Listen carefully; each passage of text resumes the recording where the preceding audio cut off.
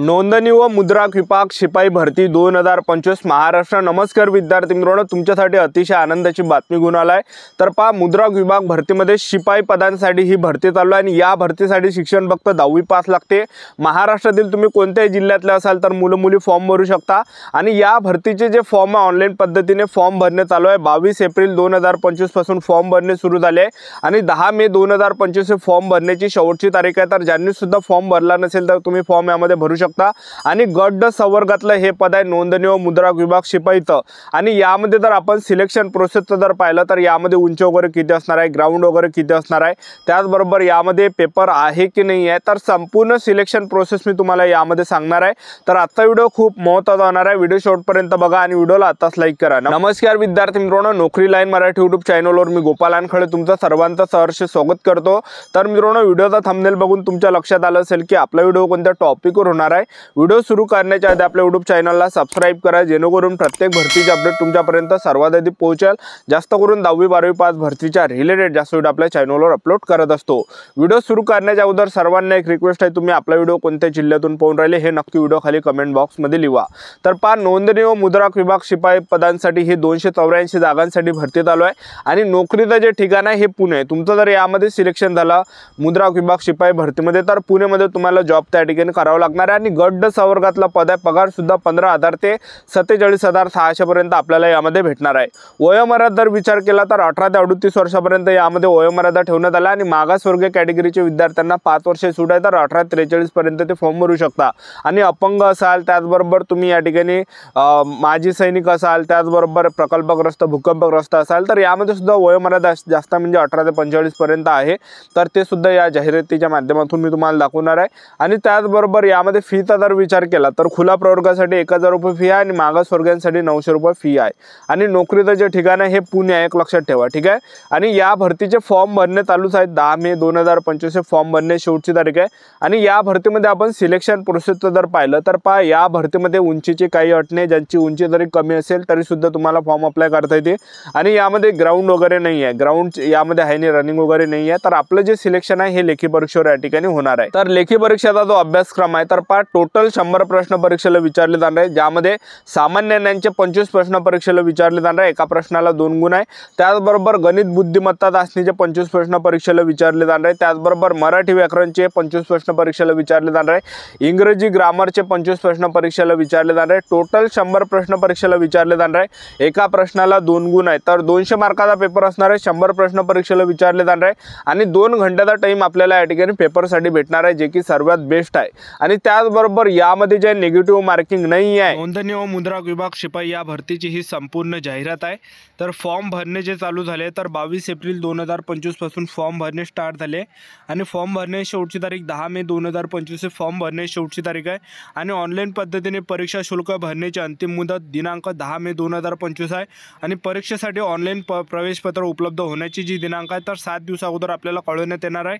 तर यामध्ये आपलं जे सिलेक्शन आहे हे लेखी परीक्षेवर या ठिकाणी होणार आहे। त्याचबरोबर अर्ज करण्यासाठी महत्त्वाची सूचना तुम्ही बघू शकता, ऑनलाईन अर्जामध्ये उमेदवारांनी त्यांच्या पात्रतेनुसार काळजीपूर्वक संपूर्ण अचूक व खरी माहिती भरणे आवश्यक व बंधनकारक आहे।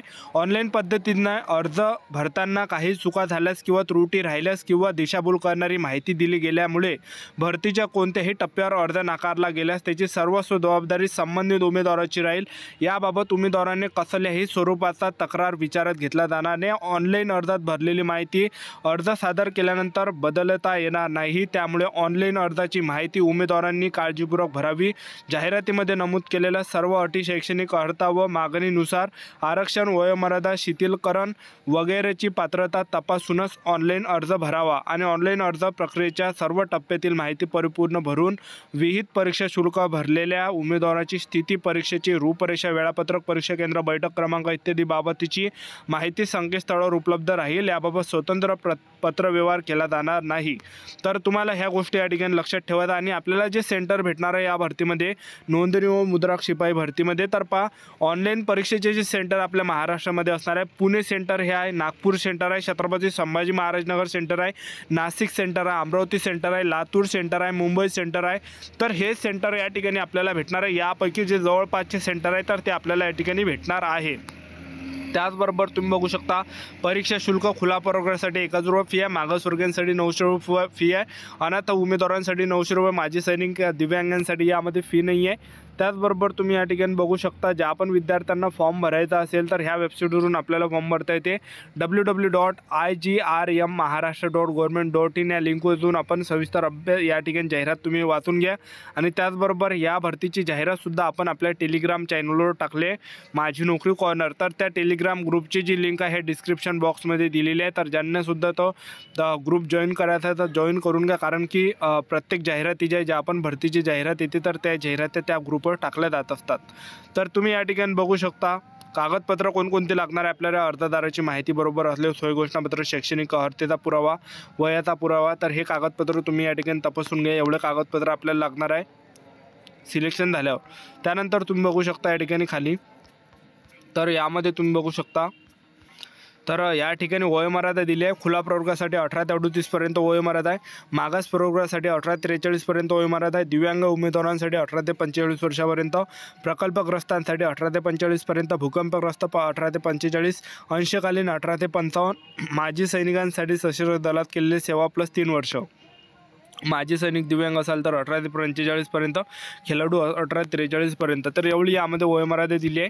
आणि त्याचबरोबर आपल्या कॅटेगरीनुसार किती जागा या ठिकाणी तर तुम्ही या ठिकाणी चेक करू शकता, बघू शकता SC ST OBC EWS NT VJ open SBC ACBC, तर ह्या सर्व कॅटेगरीच्या या ठिकाणी जागा आहे। तर मी तुम्हाला पूर्ण दाखवून देतो, तुम्ही बघू शकता या ठिकाणी अनुसूचित जातीच्या 29 जागा आहे, अनुसूचित जमातीच्या 13 जागा आहे, विमुक्त जातीच्या 7 आहे, भटक्या जमाती ब च्या 9, भटक्या जमाती क च्या 11 आहे, भटक्या जमाती ड च्या 10 आहे, विशेष मागास प्रवर्ग 5 आहे, इतर मागास प्रवर्ग 62 आहे, आर्थिकदृष्ट्या दुर्बल घटक 28 आहे, सामाजिक आणि शैक्षणिक मागास वर्ग 28 और राखीव खुला 91। तर टोटल 284 जागा या ठिकाणी आहे। तर 284 जागांसाठी ही भरती चालू आहे। आणि या भरतीमध्ये आपण सिलेक्शन प्रोसेस जर पाहिलं तर या भरतीमध्ये उंची वगैरे काही नाही, ग्राउंड नाही, तर आपलं जे सिलेक्शन आहे मेन कॉम्पिटिशन यामध्ये लेखी परीक्षावर आहे। ज्यांना सुद्धा पेपरमध्ये चांगले मार्क्स पडले तर त्या मुलांचं सिलेक्शन होणार आहे। तर ज्यांचा सुद्धा अभ्यासक्रम चांगला आहे, जे पण विद्यार्थ्यांचा ह्या अभ्यासक्रम एकदम इझीच अभ्यासक्रम आहे, जो आपण डेली अभ्यास करतो तोच अभ्यासक्रम यामध्ये। तर पहा, इंग्रजी ग्रामरचे 25 प्रश्न परीक्षेला विचारले जाणार आहे, मराठी व्याकरणचे 25 प्रश्न परीक्षेला विचारले जाणार आहे, सामान्य ज्ञानचे 25 प्रश्न परीक्षेला विचारले जाणार आहे, बौद्धिक चाचणी आणि अंकगणितचे टोटल या ठिकाणी 25 प्रश्न परीक्षेला विचारले जाणार आहे। एका प्रश्नाला 2 गुण आहे, तर 100 प्रश्न परीक्षेला विचारले जाणार आहे, 200 मार्काचा पेपर हा असणार आहे आणि 120 मिनिटाचा टाईम आपल्याला भेटणार आहे, जो की सर्वात बेस्ट आहे, म्हणजे 2 घंट्याचा टाईम आपल्याला पेपरसाठी भेटणार आहे। आणि प्रत्येक प्रश्नाच्या उत्तरासाठी 5 पर्याय उपलब्ध असतील आणि सदर परीक्षेसाठी नकारात्मक गुण पद्धतीचा अवलंब केला जाणार नाही, म्हणजे नेगेटिव्ह मार्किंग यामध्ये नाही आहे। तर आपलं जे सिलेक्शन आहे हे लेखी परीक्षेवर आहे। तर आतापासून आपापल्या तयारीमध्ये लागा, आतापासून चांगले पुस्तकं तुम्ही घेऊन घ्या, ठीक आहे। तर आतापासून या भरतीचे सुद्धा स्पेशल पुस्तक घेतले तरी चालते, किंवा मग MPSCच्या पुस्तकातून तुम्ही तयारी केली तरी सुद्धा या ठिकाणी चालणार आहे, ठीक आहे। तर चांगली ही भरती चालू आहे, नोकरीचं जे ठिकाण आहे हे पुणे आहे। तर ही होती संपूर्ण महत्त्वाची माहिती। आता व्हिडिओ आवडला असेल तर व्हिडिओला लाईक करा, शेअर करा, सबस्क्राईब करा, वेळोवेळी अपडेट देत राहणार। आजची जर थांबतो, भेटाय नेक्स्ट व्हिडिओमध्ये। जय हिंद, जय भारत।